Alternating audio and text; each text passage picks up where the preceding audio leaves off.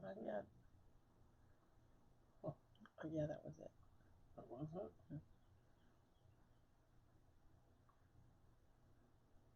Uh-huh. Oh, that's me. I just posted that. Okay. You'd think that after all these months we'd have this technology on lock. Oh, it is. Right there. I found it. But as soon as you figure it out, they probably change it. Well, that's probably true. Or your device updates and works different. The date. I know, and that's been the problem. I don't know why. Why that date gets in there like that? It's always saying something in April, too, when he posts it. It's crazy. Like so we have to go back and edit it. Okay. Maybe that's the first day you set it up. I don't know. Could be. Well, and the every time we open these computers, because we work this meeting off laptops, they both want to update like a minute and a half before it's time to start. And the camera took an update this morning, too. Oh, yeah, and the Mevo camera took the update, too. So we had to wait on it. So lucky we start early Mary enough. had that problem at Mary. Microsoft would send out updates to our computer the day right as we were getting prepared for the meeting. That came down Tuesdays at 5 o'clock. Mm-hmm. And then it would mess everything up. Yeah, they're pretty certain that we aren't going to be using our equipment at those moments. Do you need me to adjust the screen? No, you're good. Okay.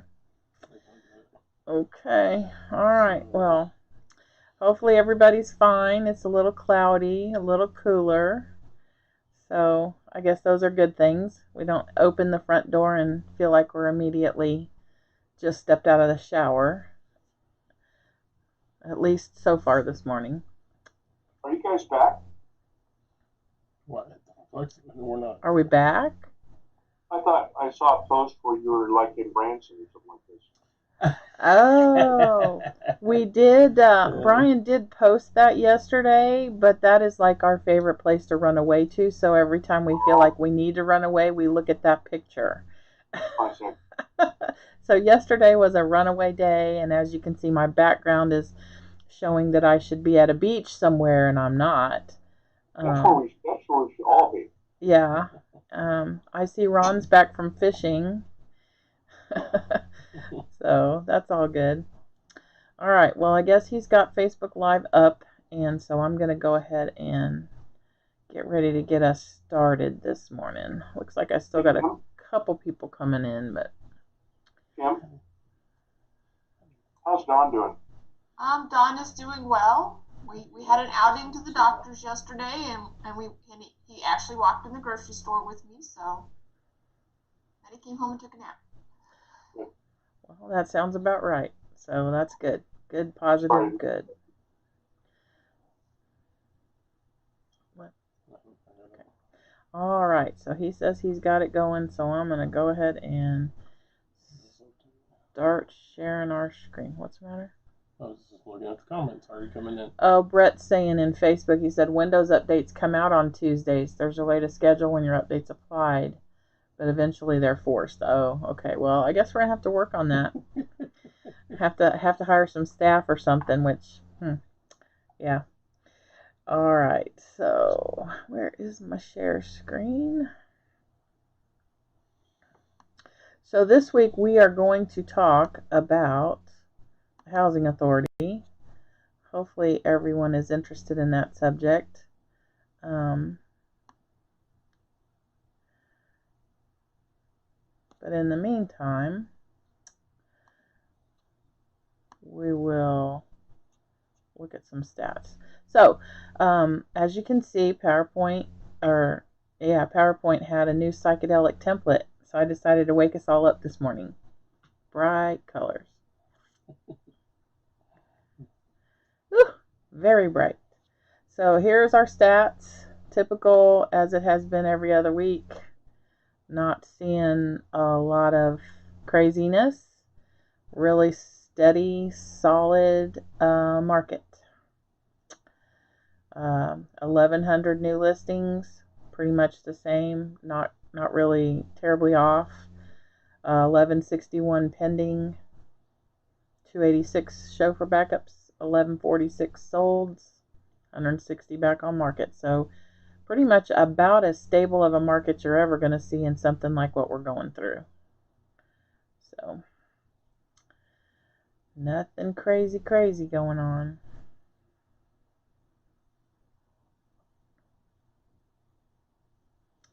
All right, so next slide. So what I wanted to talk about a little bit is, should we be rethinking our model? We've talked about stuff for several years about how stable it is, how short the market is getting with regard to inventory and other things. 2018 was an okay year. 2019, we just kind of checked off the list. 2020, now that emoji was like, you could be laughing or you could be crying. It's pretty bad. Either way you go. So I think that I want to try to provide some opportunities about the way we rethink our models. I saw an article last night. I thought it was pertinent to some of the discussions we've had in the last few weeks with regard to Pizza Hut, but McDonald's is going to close 200 restaurants. So they are rethinking their model. Said mostly it's going to be their low volume restaurants that are inside Walmart or inside malls, things like that. And it's because anything without a drive-through isn't necessarily where they want to be at this moment. So McDonald's is rethinking their model.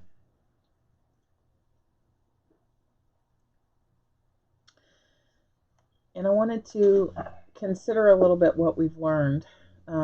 Large commercial chains filing bankruptcy and telling landlords what for.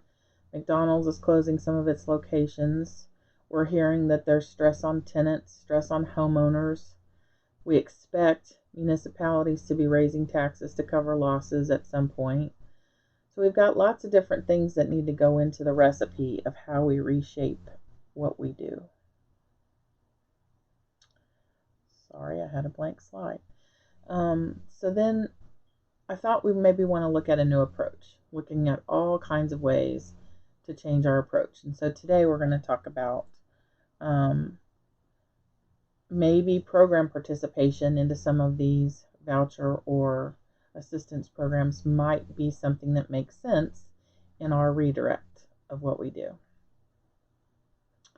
So I listed some of the things that we've experienced as we went through the Section 8 program and other voucher programs that we've taken. And we've talked about it here and there over the years.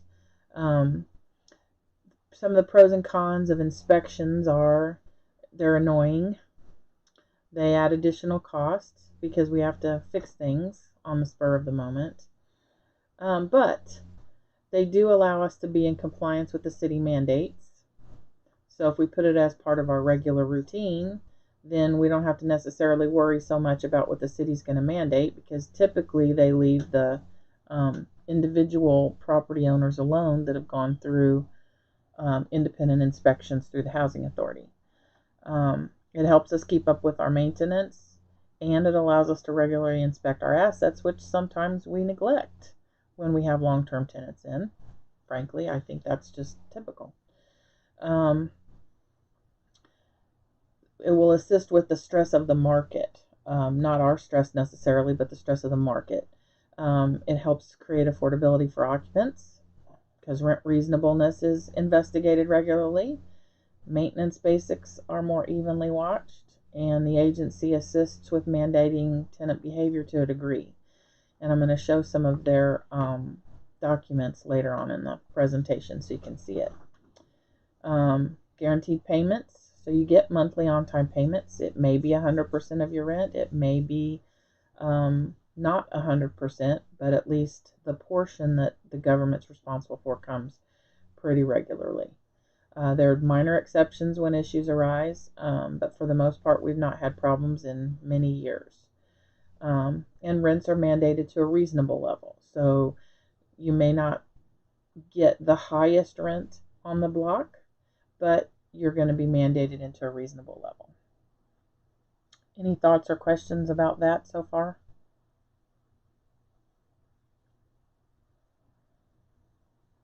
I was going to say, Michelle, that reasonable level is generally pushing the rents up. They usually cover it pretty good. They do, and I'm going to share their rent reasonableness schedule here in a minute too, so people can see what that looks like.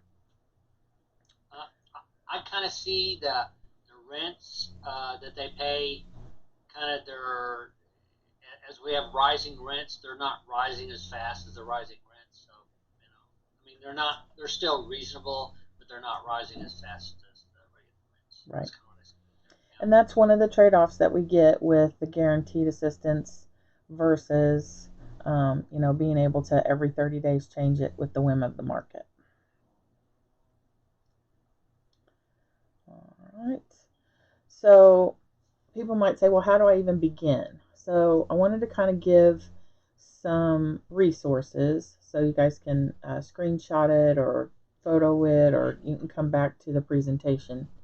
What? Big link. That's later. Okay.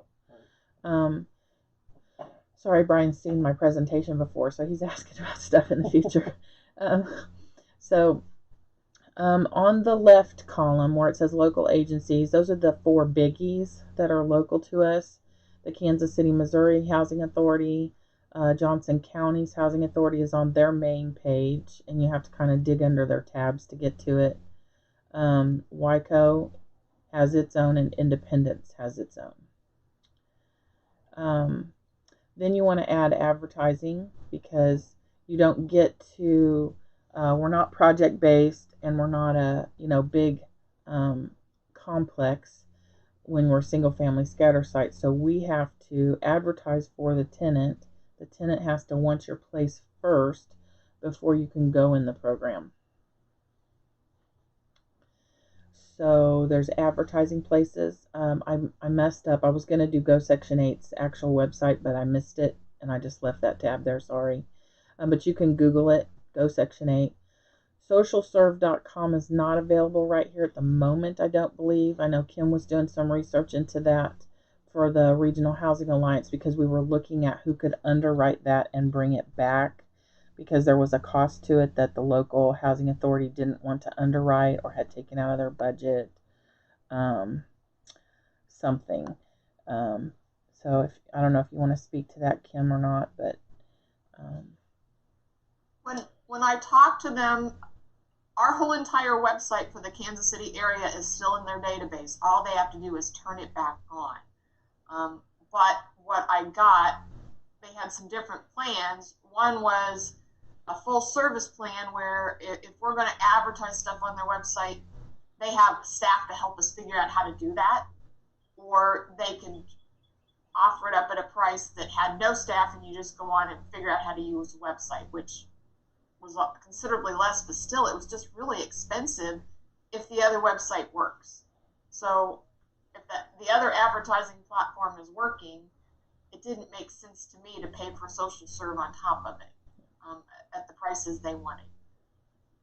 It just seemed a little outrageous for the prices that they wanted. But I guess if you're looking at how many houses are getting advertised, maybe they should charge landlords, instead of making it free, charge landlords a small fee monthly to maintain all of their listings, like Zillow is going to. And I think it would pay for itself, but nobody wants to pay for it. They want it free. Yeah, well, that's kind of the nature of this beast, sadly. So then we have the kansashousingsearch.org.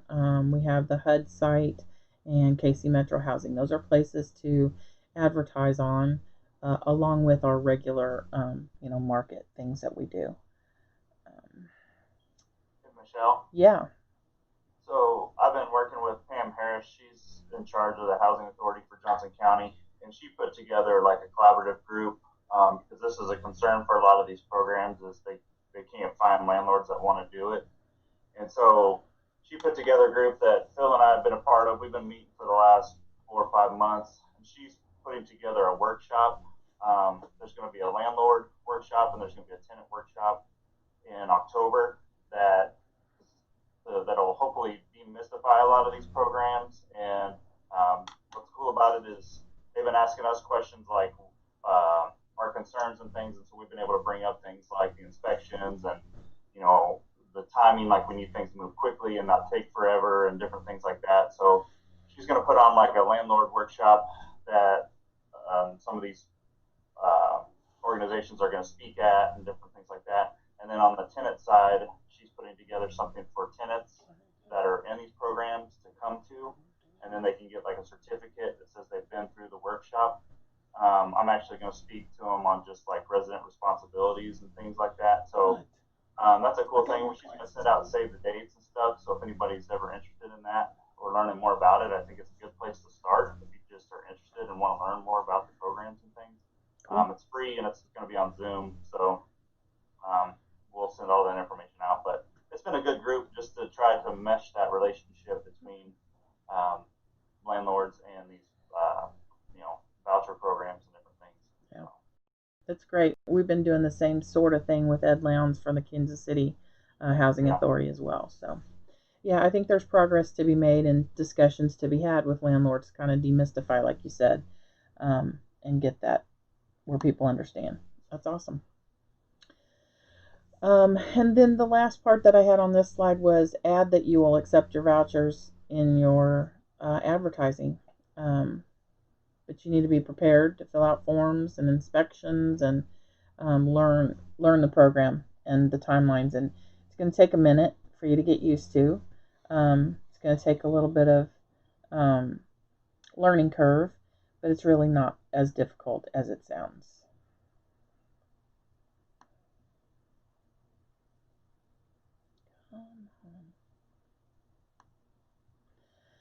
So then I put together, I've got this off the PowerPoint, so we're going to go out to my browser here in a second and look at it. I've got forms that are income guidelines, rent amounts, and other information that we've been gleaning. And hopefully Brendan and some of the other folks that have been in the program or working with someone will chime in on some of these things as we go through them. So I'm going to go.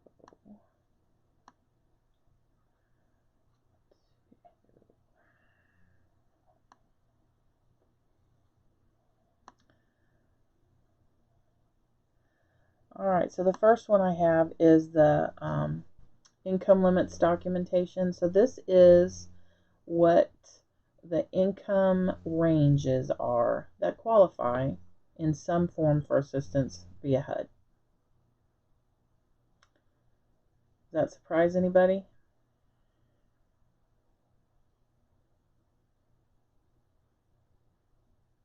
No.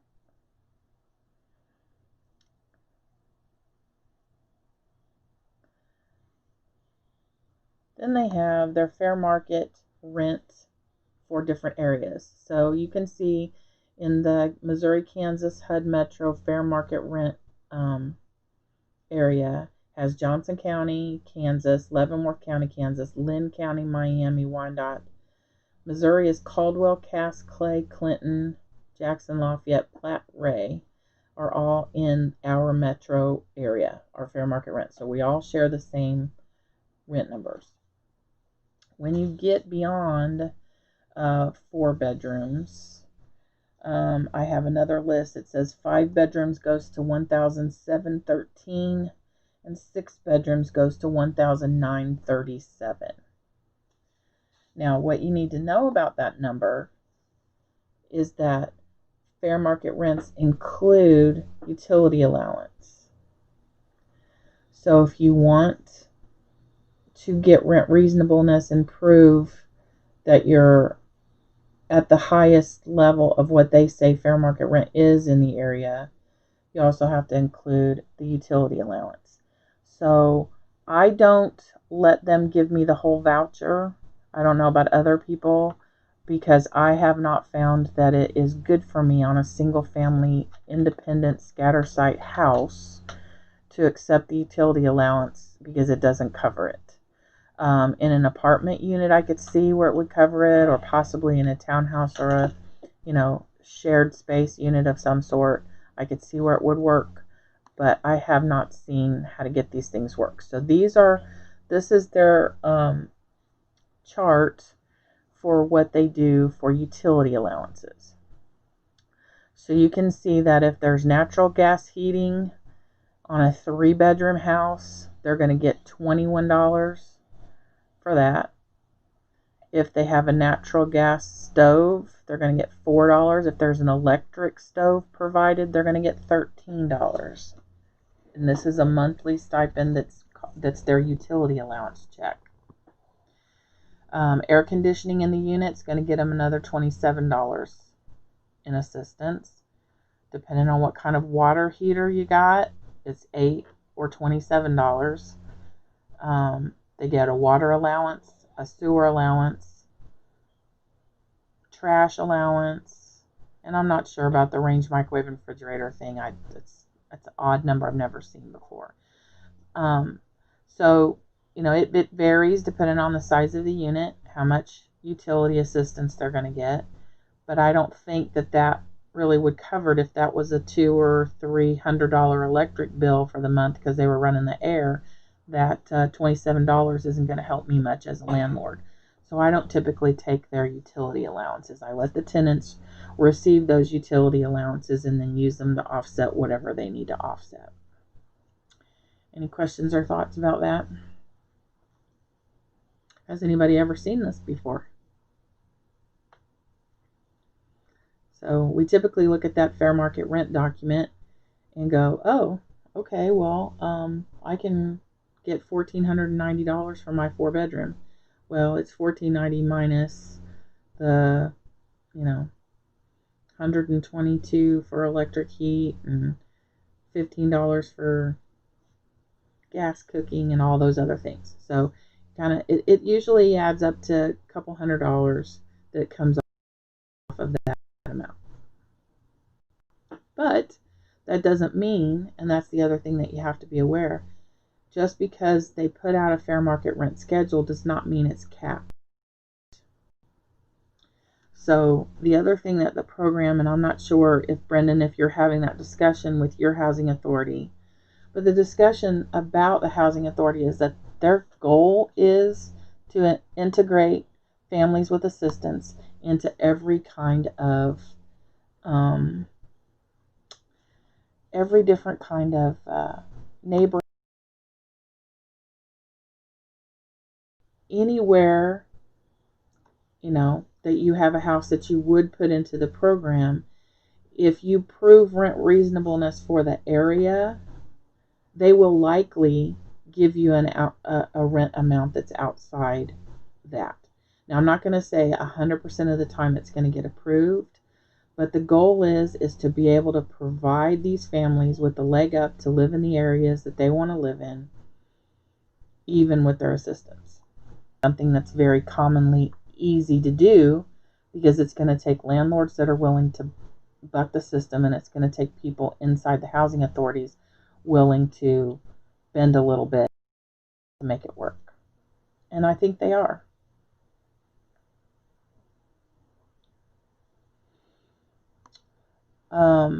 So this is a page on Johnson County, Kansas' site, but I thought it was interesting because it had other places to advertise.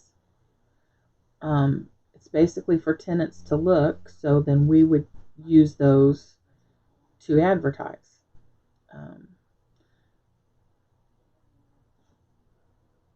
So I thought that would be helpful for everybody. Got any questions or things going on over there? No, he's just working on readability is really difficult on the camera today for some reason. Sorry, guys. All right, let's see what else I've got. Okay, so this document is one that we got. No, that's on the HAKC website. I didn't see it yet, but I didn't dig all the way through Johnson County. This is what the landlord packet looks like.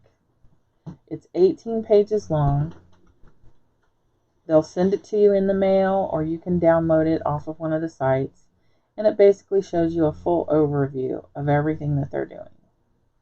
What you need to do, talks about all the qualifications, how you begin the process. I mean, it goes through everything. And it's 18 pages long. So that would be a place where you would want to start to learn more. So go download the packet, learn more, and then you could bring it back here and ask questions, or different people, we could talk about it. I think Kim's even suggested maybe we can make a topic at Mary about it where we have a little bit more time. So that's what's called the landlord packet. This is something that was provided to us as an internal document from HAKC. And this is a self-inspection checklist that they will give out to landlords. And it basically goes through the things they're looking for on the inspection.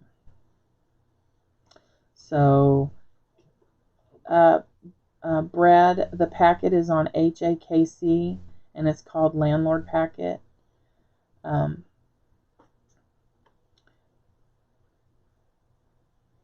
If you want, private message me later, and I'll send you a link to it. So here's the things they're looking for. Is the electricity connected? Can I blow it up? On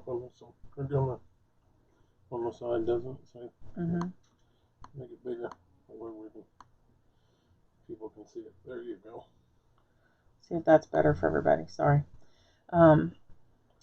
Is the electric connected for inspections? Do all the fixtures and the receptacles work? So they're going to check those things. No open grounds, or all the light bulbs there. So these are things they're going to check prior to being in Section 8 and also during Section 8. So on your annual inspections, these are things they're going to check. So you got something to say? Yeah, the other thing is this checklist is also good if you're selling Section 8. If you know that you've got a Section 8 buyer, these are some of the same checklists that they're going to go through and look for. So you definitely want to make sure all these are covered, because I think you're allowed only 5. And if you get more than 5, and it could be that if you've got ungrounded plugs, each one counts as 1. Okay, well, let me back up a minute, because I think you got ahead of people, because we're talking about renting. I understand. Brian's talking about Section 8 also has a program for some of their tenants. If they qualify, they can go in and actually buy your unit. It's got an inspection and a closing and a cash out and everything, just like a regular closing, but you have to qualify for Section 8. So if a Section 8 buyer comes to buy a unit, either the rental unit they're in or a unit you have for retail sale on the fair market, you need to be aware of this checklist, because this checklist is what they're going to use when they come in and inspect. It's not like when we go through an inspection and I wait for the defects to be given to me to fix them. In a Section 8 purchase, the defects must be fixed before they inspect. If you lose 10 points, then your house cannot be in the program ever. They will mark your house to be not buyable by FHA or HUD. Not FHA, but for HUD for this program. So you got to know what kind of buyers you got. Did somebody have a question about that? I think I saw a chat come through, but I haven't opened it yet.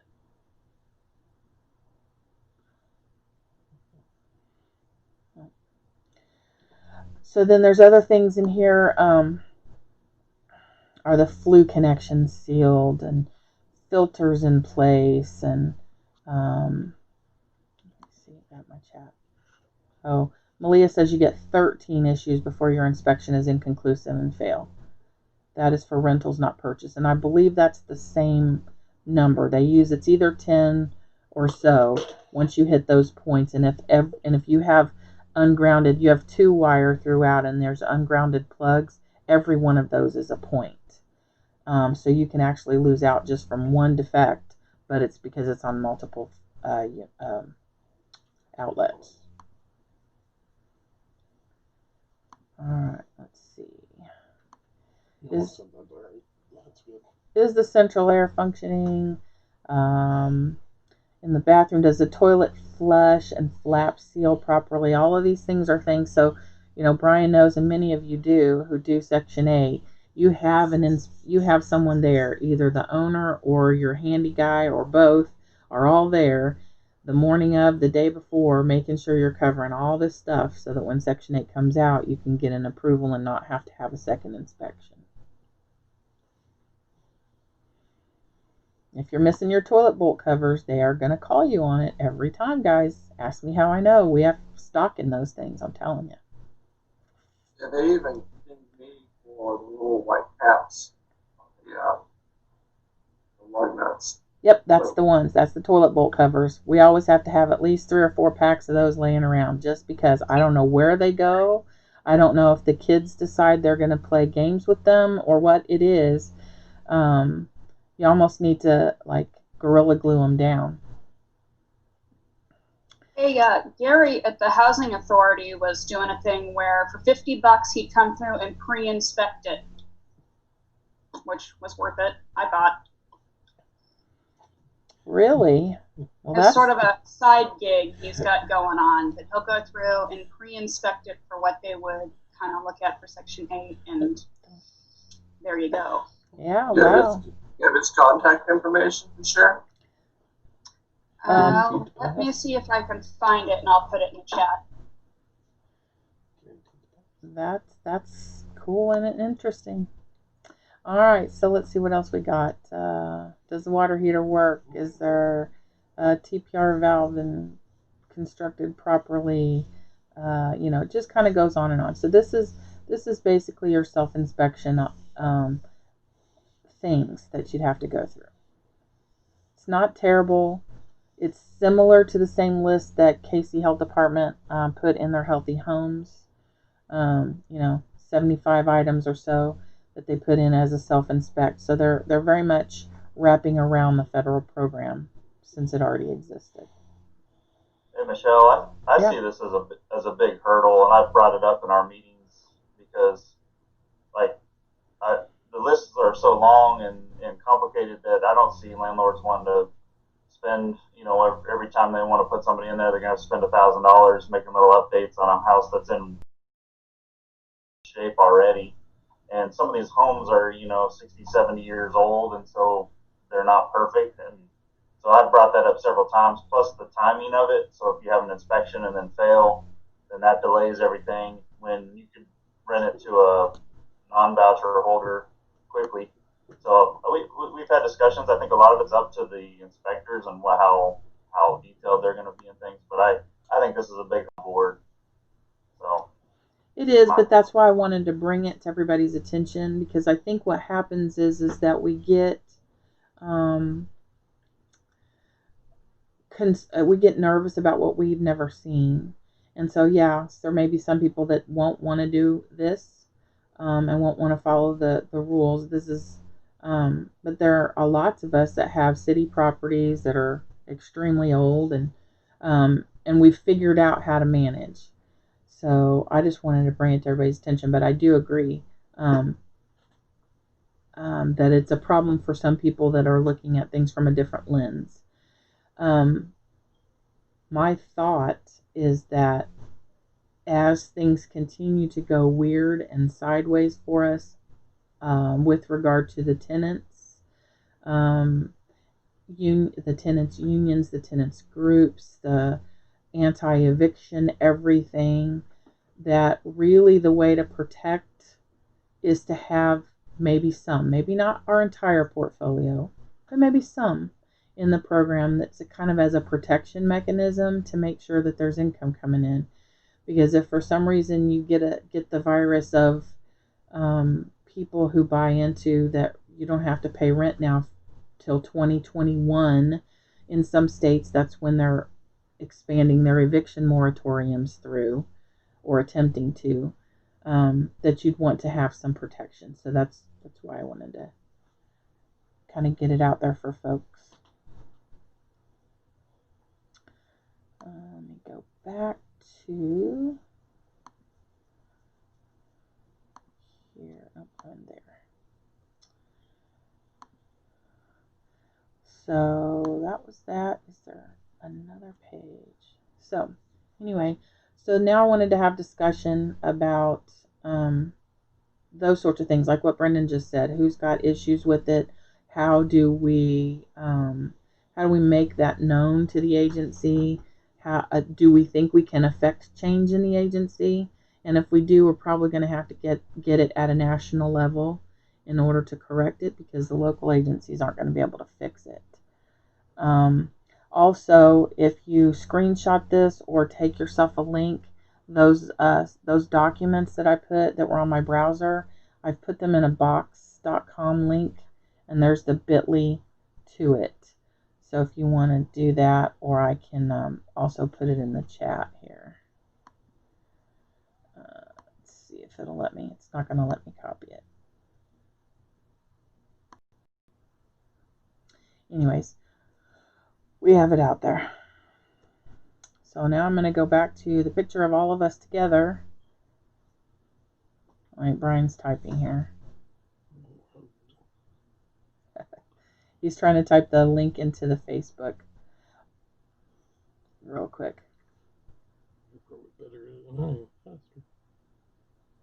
Well, why don't we add it later? So we'll just add it later because I'm going to move on and get to the discussion. All right. So, anybody have a thought?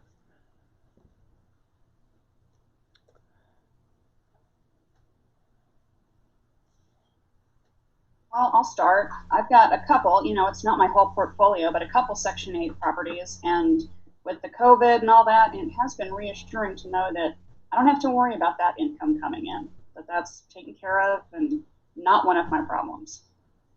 Yep. It has been on ours as well, that I know it's there, and, the tenant is decent. We've had a couple of nightmares over the years, but really nothing. I mean, they pretty much self-selected themselves out early in the process. We were not stuck with them long. So I'm interested to know what people's experiences have been, positive, negative, what people's concerns are that haven't been in the program, and maybe we can address those with experience here. I had a question, Michelle. Yeah. You listed the income requirements, which were surprisingly high, that the amount of money they could make. It had low income, very low income, super low income, or something like that on that list. What are the varying income thresholds? What does that mean? Do they get more assistance the lower they go, or what's the difference there? The way that the rent is figured is that it can be no more than 30% of their income, I believe is the number. So if they're in that very low income deal, they're probably going to pay hardly anything. For example, I have one tenant where 1 year she paid nothing of her $600 rent. 1 year she paid $15 of it, and I just got a letter yesterday that her portion's going up to $24. So as cost of living increases on their retirement benefit, or maybe they get a little more hours at work, they pay a little bit more of their rent. So that income level determines how much they pay. Correct. Or does it determine how much they can pay over the benefit they received from the county or whatever? They cannot pay any more than what the county approves. So whatever is on your housing assistance program contract. So if your rent is $600 and that's what housing authority has approved is $600, the tenant cannot then pay more because rent went up, or because you want more, or the housing authority wouldn't approve it. So if you wanted $850 and they only approved $750, you get to accept $750.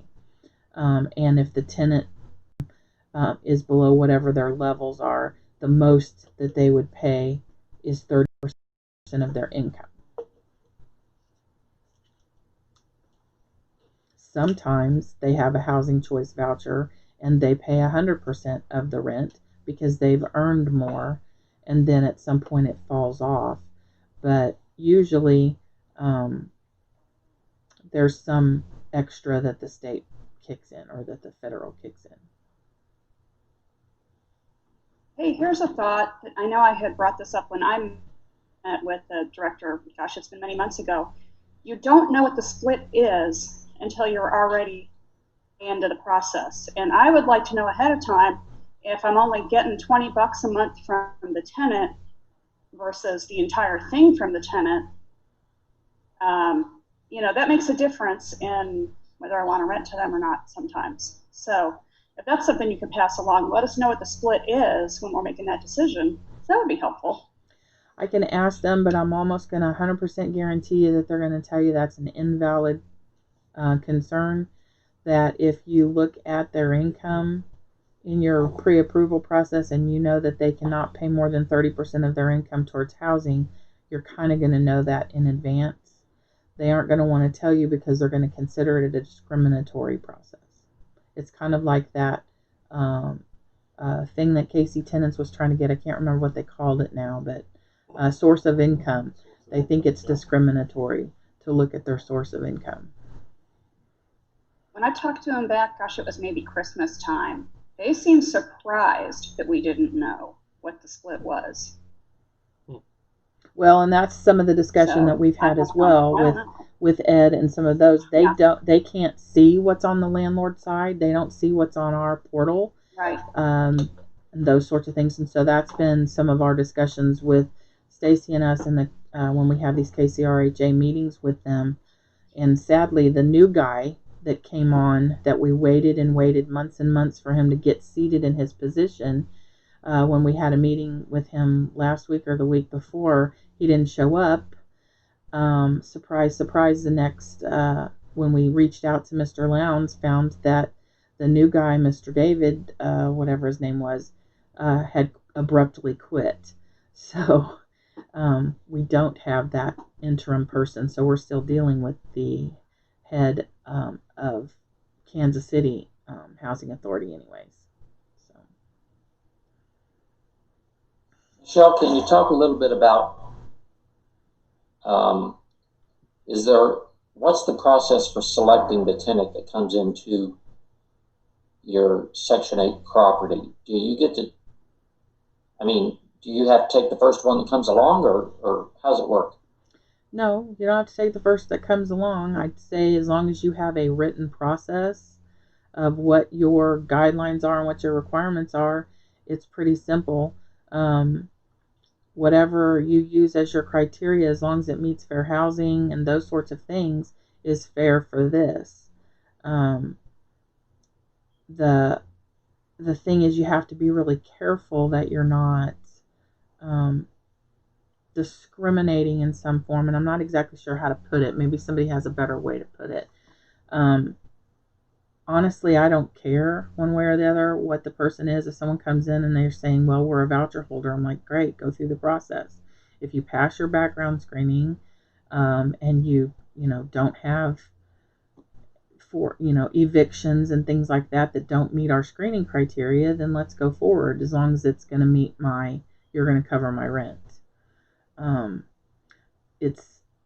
Does anybody else have a different experience? Because I don't have any big and bad uglies with Section 8. I've had really pretty good luck. Most of my Section 8 people have been just really, one of them was nuts. She was nuttier than a fruitcake. I know you've heard us talk over the years about the lady that saw the snake the size of a telephone pole under her couch and alligators climbing the phone poles. But that was an inherited tenant we got from when we bought the property. She was living there. And she was obviously had mental health issues, and she had staff that surrounded her and helped her with things. And, that was just that. But for the most part, I've had really good, just really good people. Michelle, I only have one property that's on that, which I split it back. A month or so ago, and it is nice. The rent does appear like clockwork on the first. The whole thing I have, it seems like they are much more needier tenants, or at least this one is. I get weird, bizarre calls about all sorts of things. Like, furnace is in the form as it should be. Just other, which is a valid concern. And that's not a valid concern.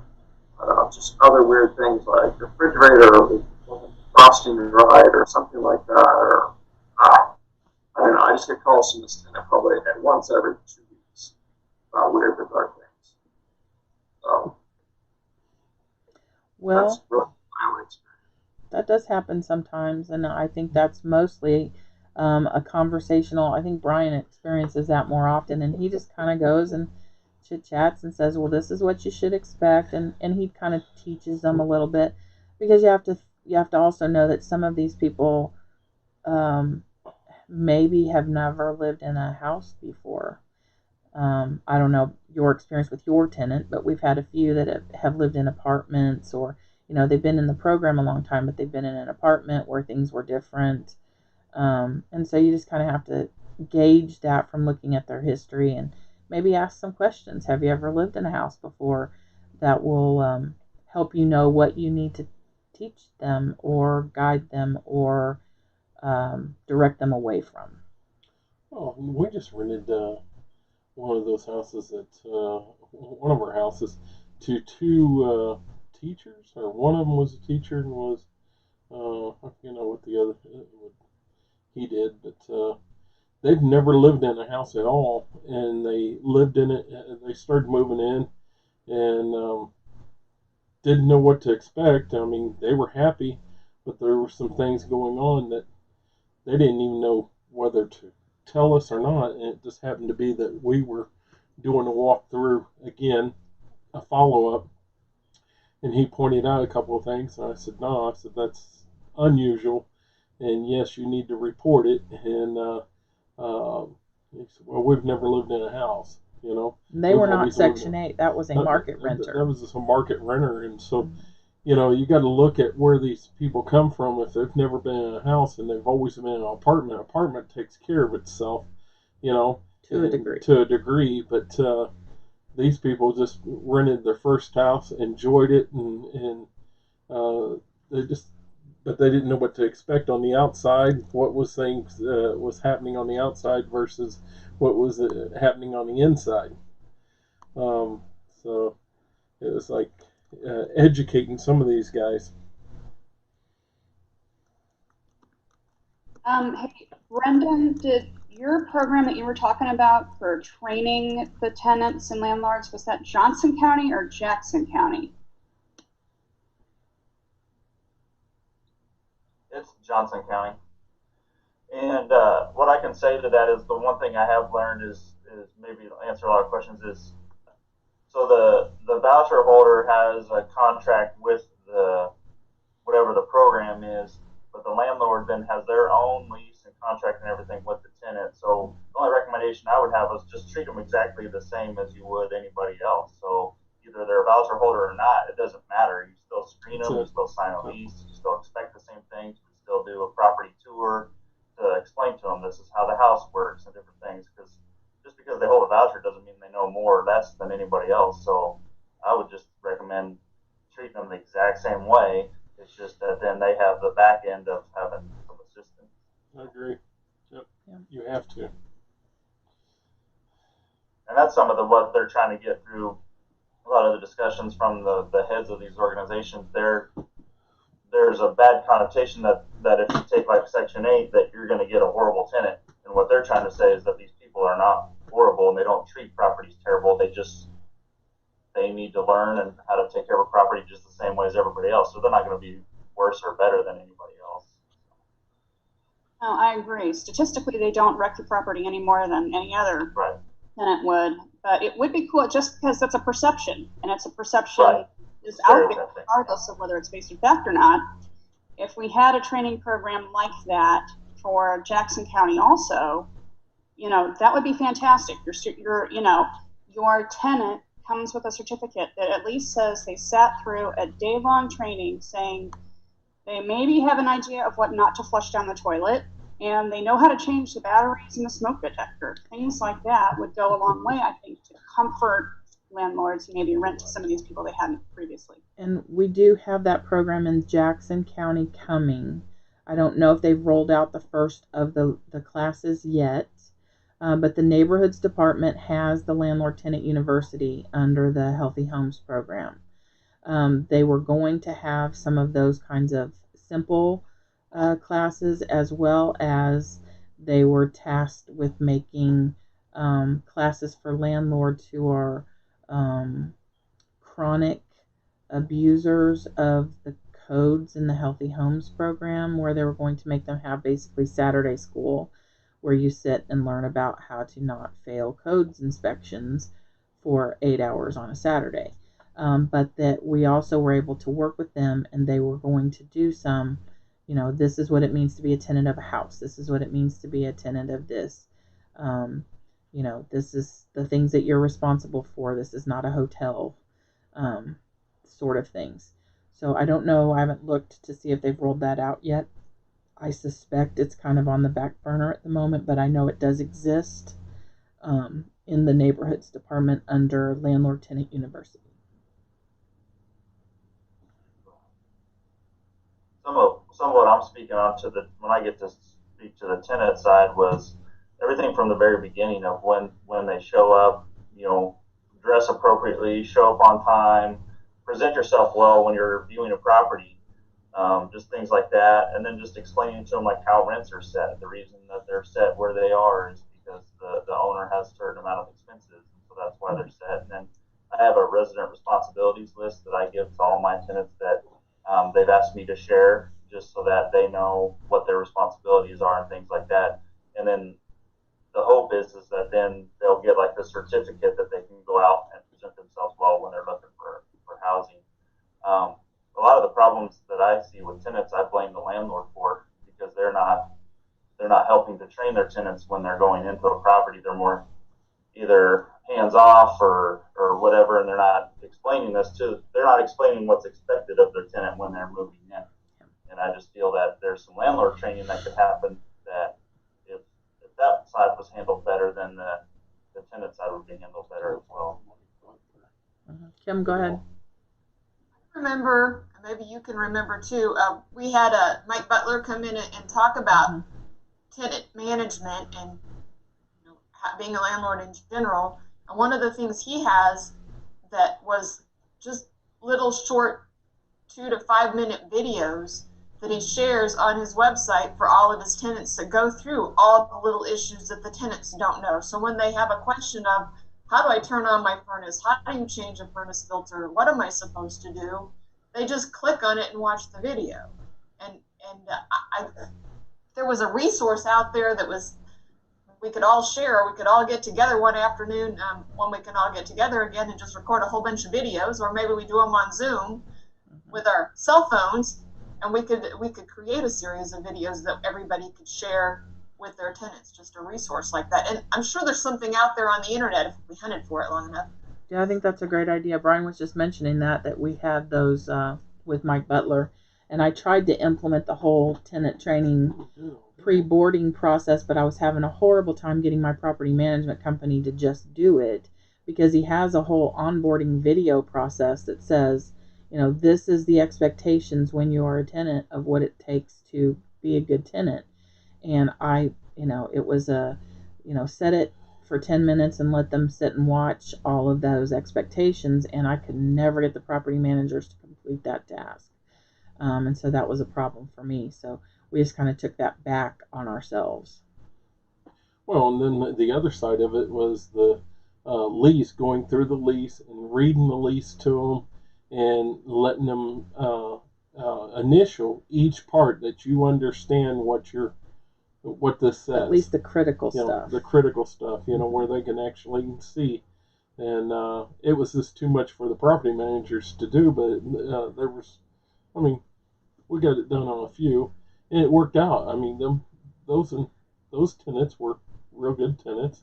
Because Mike's premise of his program is very good, and I agree, Brendan. People should be reading his book, Landlording on Autopilot, if you have not. It's a good read. Dale, to your question, it's not necessarily specifics about how to direct your property to one person. It's, you have a property, you have a tenant, You just work with that person before it becomes a market advertised thing. So unless there's specifics about your question I'm not getting, it's you don't have to put on your marketing, hey, I accept vouchers. You can just be out there for lease, and if somebody comes across and they do have one, you just work with them directly.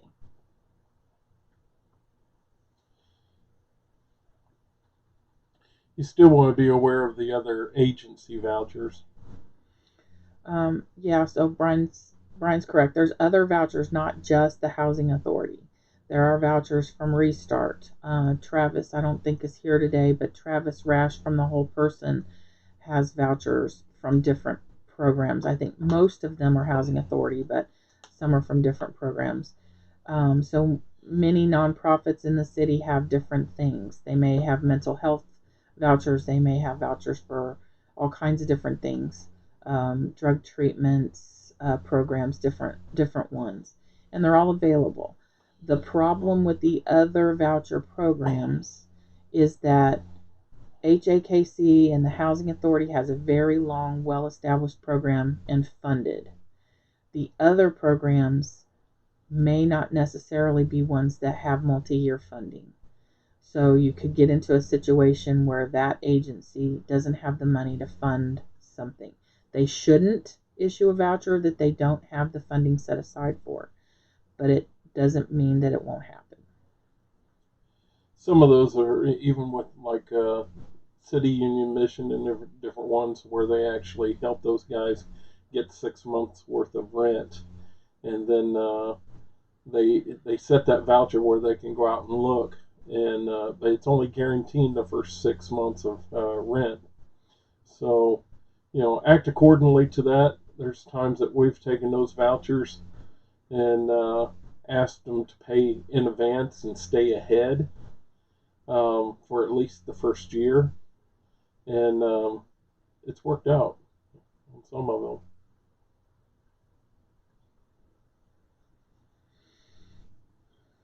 Yeah, Kevin, that's funny.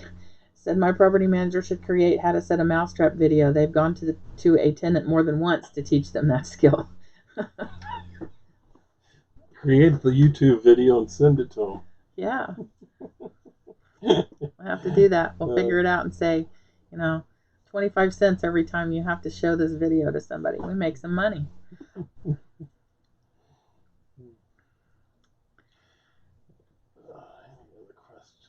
Any other questions or thoughts? I think Brett mentioned earlier that affordability has kind of always been a question. What is affordability? We've looked at that in several groups. We've looked at that in different places to figure out and define what affordable means. The big groups that are out there screaming about affordability, the KC tenants and all that, are going by the low income housing affordability index. And that's basically saying that nobody in the entire country can afford a 2-bedroom house on minimum wage or 2-bedroom rental on minimum wage. So that when typically the community talks about affordability, they're talking about the lowest of the low income. Affordability in general for landlords is across all kinds of boards because everything's affordable to someone. So it's just a matter of what pond are you fishing in, what group are you trying to reach, and are they available? Which is why I shared the income guidelines so people could see what that looks like. There's also a form that I thought I had on here, and what I'll do is I'll stick it in the box. But it was actually I'd like to find it. So if everybody will bear with me for a minute, I'm going to go look in my emails and find it, because it is a form that tells family responsibilities. And I think that's important that I missed in my process. So if you want to go ahead and talk, I'm going to work behind the scenes here in my share screen and find that for everybody.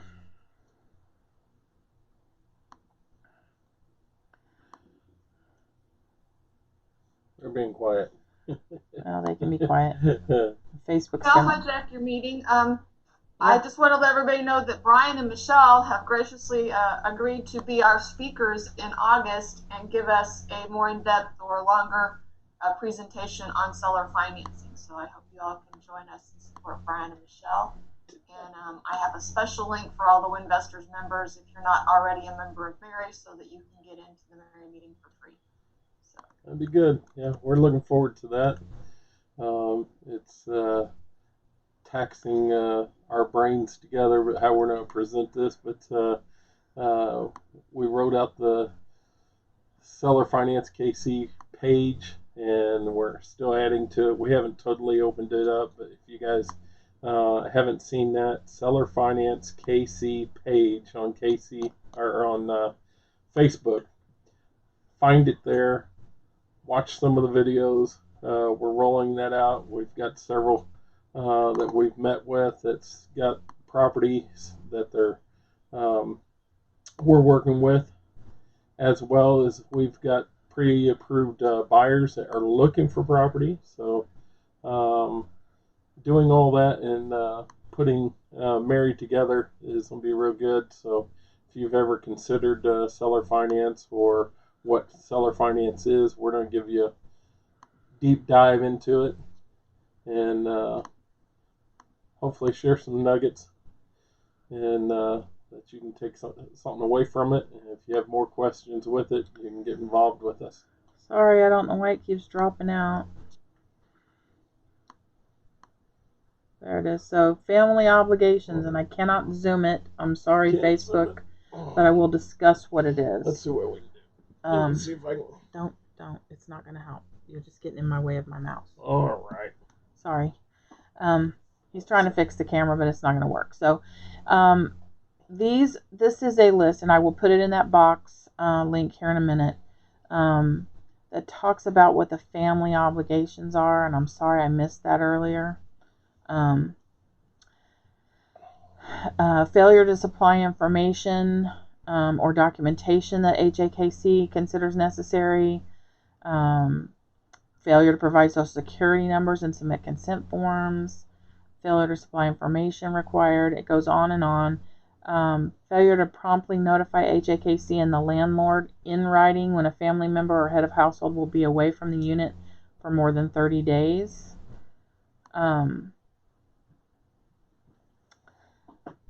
And they can be away from the unit for up to 180. So I'm assuming, I don't know this, but I'm assuming that has to do with possibly veterans issues or military issues. Failure to notify within 30 business days of birth, adoption, or court-ordered custody of a child is grounds for termination. Failure to request and obtain prior written approval from the housing authority and the landlord to add other persons as an occupant. Approvals to add members to the household will be denied if that individual is ineligible for assistance from HAKC due to debt, fraud, or other reasons. If they live there more than 50% of the time, they're established residents and considered occupants. So if they move somebody in and they don't fit the criteria of the housing authority, then that can be cause for termination of their housing contract. They must report changes of household income within 10 business days, not within the date they get, not 10 days after their payroll has occurred, but 10 days after the pay increase went into effect. Wages, government benefits, unemployment benefits, pensions, child support, and continuous contributions from friends and family are considered income. Failure to report marriage, divorce, separation. Failure to comply with the lease. Before moving out of the unit or terminating the lease, the family must provide a copy of written notice that they gave to the landlord. So if they didn't give written notice and they left in the middle of the night, you can report that to their housing counselor, and that can be a write-up for them to lose their voucher in the future going forward. Initial lease terms must be a minimum of 1 year. You can't set up a Section 8 month to month as its initial lease. failure to use the unit for residence by the family. That must be the family's only residence. I can't imagine why that rule went into place. Section 8 in all states. Must allow HAKC to inspect the unit at reasonable times and with reasonable notice. They get one more time. You miss the second appointment, they're going to terminate assistance for abuse of the program. So if the tenants avoid their inspections, they can lose their voucher. If they don't pay their utilities and maintain appliances that the owner didn't supply. So if they didn't pay their utilities and then you didn't supply a refrigerator and they have a refrigerator in there that broke and they didn't fix it and it's not the landlord's responsibility, they can lose their voucher for having an appliance they can't afford to fix or replace. Also, if their utilities go off, they got 24 hours to get them back on. Yeah, and we had that problem where the water had been shut off the day before inspection. We had inspection, the water was still off.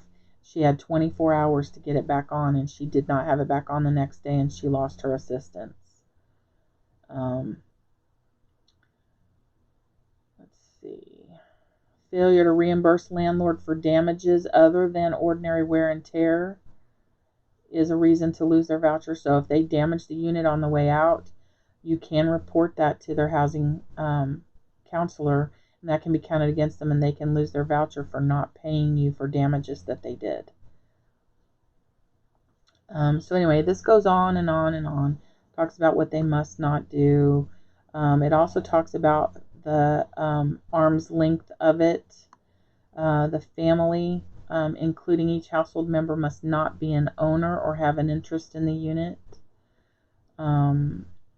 Including rent-to-own agreements, installment sales contracts, or other arrangements. So you can't take their Section 8 rent and put them on contract for deed. So don't try to do that. They may not sublease or let the unit, assign the lease, or transfer it. They may not have housing choice assistance while receiving other housing subsidies. They may not be related to the owner in any of the following ways: parent, child, grandparent, grandchild, sister, or brother, unless the family includes a member with a disability and the unit accommodates their disability. Then they can be family. They may not be evicted from federally assisted housing for serious violations of lease, including drug charges within the last 5 years. They cannot be lifetime registered as a sex offender. If they are erroneously admitted, they will be terminated from the program if it was an accident. They must not owe HAKC or have committed past abuse.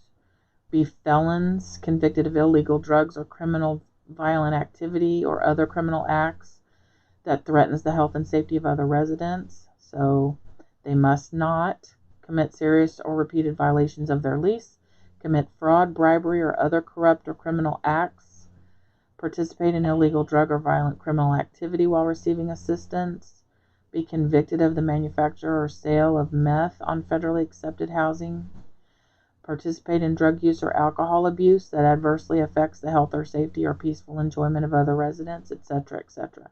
So it goes through quite a bit of what they're certifying when they sign this document. And if they have done any of those or violated any of those things, they can lose their voucher. Sorry, I felt like that was an important document, so I will throw that in the deal for everybody to see.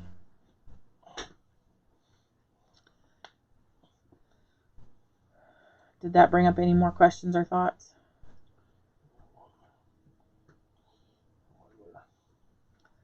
Brett says, stories I'm hearing are families of 4 to 6 that are wanting 4 and 5 bedroom units for less than $1,000 a month. Well, there's a lot of stories out there of people posting that. I see that because of some of the groups that I'm in. People are constantly posting, do you have a 3 bedroom, 4 bedroom, 5 bedroom, needs to be $900 or less, needs to have a fenced yard. I mean, they want a lot of things for very little. So the wait list is long for housing assistance. I believe they said there was 7,000 on the HAKC wait list, the last we knew. and that they have a large number of vouchers on the street that can't be filled that are 1-bedroom vouchers. So those are some things that I do know about the program.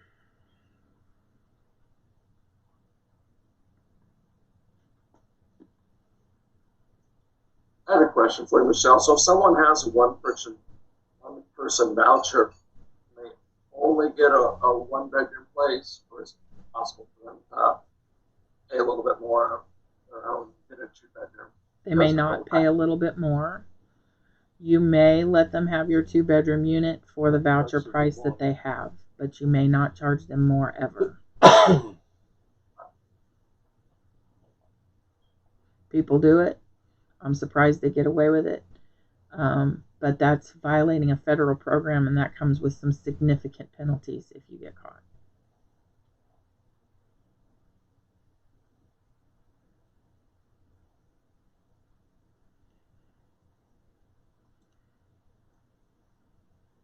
Any other thoughts?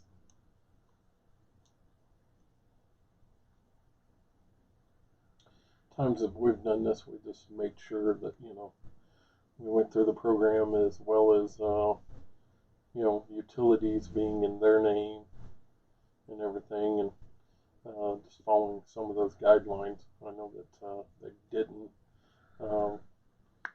They could lose their voucher and different things, so there's protections in this, and I think the reason why we brought it forward to everyone, just to take a look at it. If you're interested, if it, it may meet some of your guys' criteria to do it, to convert 1 or 2 of your units to it, to have stable payments coming in, or should I say rent payments coming in. So, opportunity. Housing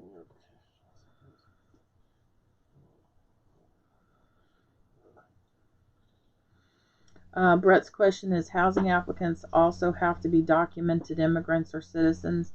Yeah, if you get into a situation, number one, they're not going to accept them in the program if they're undocumented or illegal. And number two, if you go outside of the housing assistance program and just lease to people that are undocumented and illegal, it has been the expertise of some lawyers that I have spoken to that you can be convicted of aiding and abetting, and I don't think that's a place any of us wants to be. Interesting side note to that, Michelle. I was actually going to wholesale a property to someone that wasn't legal resident, and I asked my title company if that was an issue. They said no. It only becomes an issue if they try to sell, then they have to pay sort of 10 or 12% proceeds, taxes or something. I just found that really weird. And from a title perspective, I can see where they would say that it's not an issue for them, but it still would be the same issue as it is in renting to them, is that if they bought that property and then did something illegal,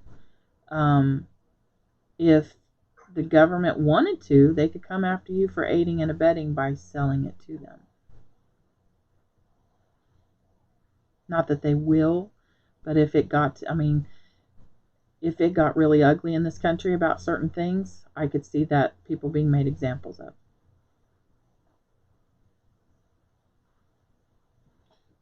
The tenant that left in the middle of the night.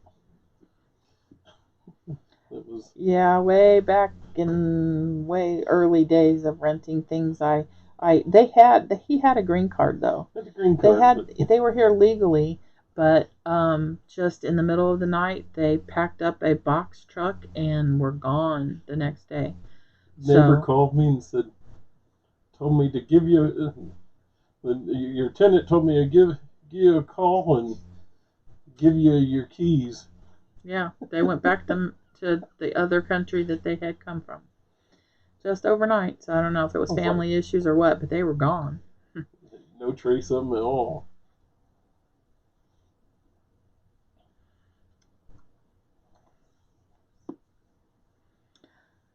Any other questions, thoughts, or you can change the topic if you like.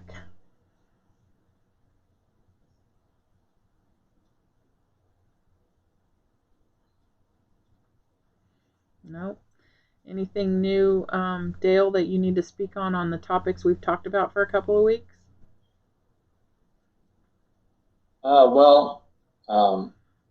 After NPC made that ridiculous offer, it said in the letter that they'd be calling me, and how urgent things were because they had 45 days to get everything submitted to the court. I don't really know how long it's been now. It's been a while. They haven't called me yet.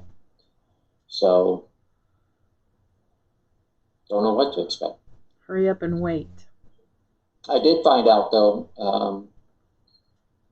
from a very high-priced attorney, unfortunately, that even if I were to accept their offer, which I won't, but even if I did, they're not bound by it. They can still cancel and walk away. So. Yeah, that's kind of stinky. But again, I think that's why we're learning more about how to maybe change our models, protect our business, think about those things in advance, and assess risk. Always adapt. Yep, adapt and survive. Overcome. All right, anybody else? Anything else? Did you like this topic? Was it helpful at all, or did I just serve to confuse everyone? I learn every single time I come to one of these meetings. Good. Something. Good. There's never a dull moment though with all these attacks from all these people around us. I think it's just a great thing being involved with you guys, because frankly, as a team, we're very powerful. As individuals, we're not. So God put us together for obviously positive reasons.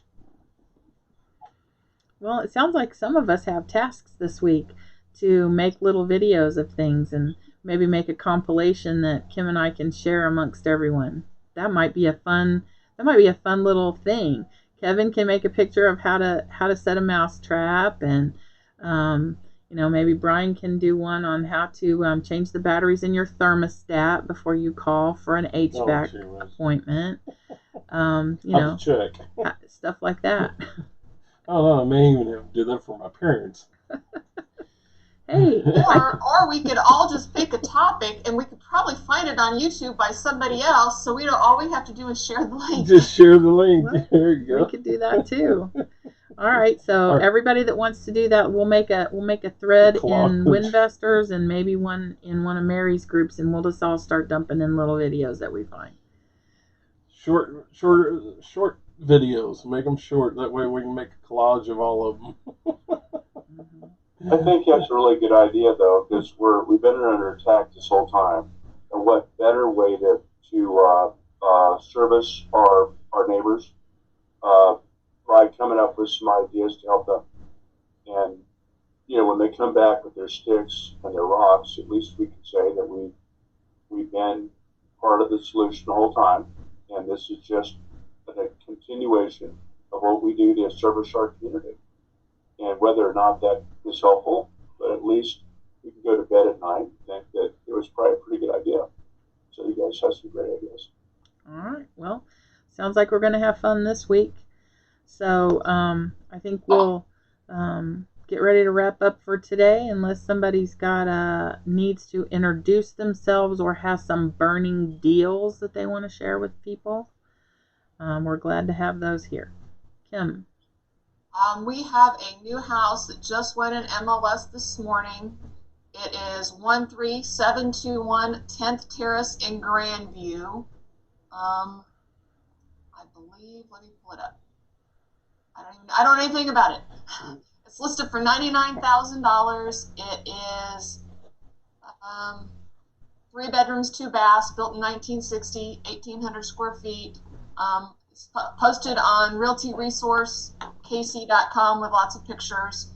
It would be a great rental. It does need work, and I think the comps are around 130. But we decided we could probably sell it as is and make our money rather than rehabbing the whole thing. So take a look, and you can get in through MLS or get with Scott, and he can get you in, and we can sell it this week. Cool. Any other deals or suggestions, thoughts, topics, or intros? I have a question. Okay. We're looking at importing water closets, like toilets. And I was going to ask you guys about what you guys might be paying for those. I know we've done some preliminary investigation, but I'm wondering if, a $70 bill, complete kit, wax ring altogether is a good deal, or is that high? Or, maybe about where you guys might be with that. And just asking that group to kind of help me with a little bit of research. And you can PM Ashley or PM me. Just trying to figure out if this is something we want to do or not. I think we can get these pretty reasonably. I think we might be able to maybe be more competitive than Sunday, depending on how we bring them in. But I just wanted to see if you guys had any thoughts on something like that.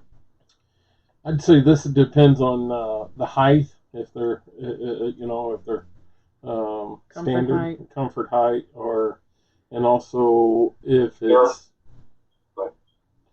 it's the push button on top, or water savers, the water savers, or what that is. I mean, I'll just have Brian start talking to you and Ashley a little bit about it and see what your specs are. I'd appreciate that. Okay. Another thing too, I've got a buttload of vinyl in stock now. So all these containers that were held back in March and April have arrived. And we have several 100,000 feet in glue down and click that has arrived in Kansas City. All those containers that were being held up for have arrived. Can you put some posts, or have Ashley put some posts of what colors are available? Yes, I sure will. In the sites, that would be great. And let's see, we're fully in tune now with more cabinets than I've ever seen in my life because of this as well. So if you guys need kitchens, we would sure like to sell some more. Okay. All right. Anybody else? If not, we're definitely looking for at least a 2-bedroom, maybe an Independence, Raytown, somebody that's really looking to. This is an opportunity for tired landlords or whatever. It's really looking to get into seller financing. We've got a couple of buyers, but we've got one that's definitely looking. And yeah, I've got him all the way up to pre-qualified and ready to go, so he could close quickly in our program. I just need to find the right property for him. So anybody that's got one, they would be willing to seller finance or would be willing to talk with me about how we can creatively get them back out of a note, I would be interested.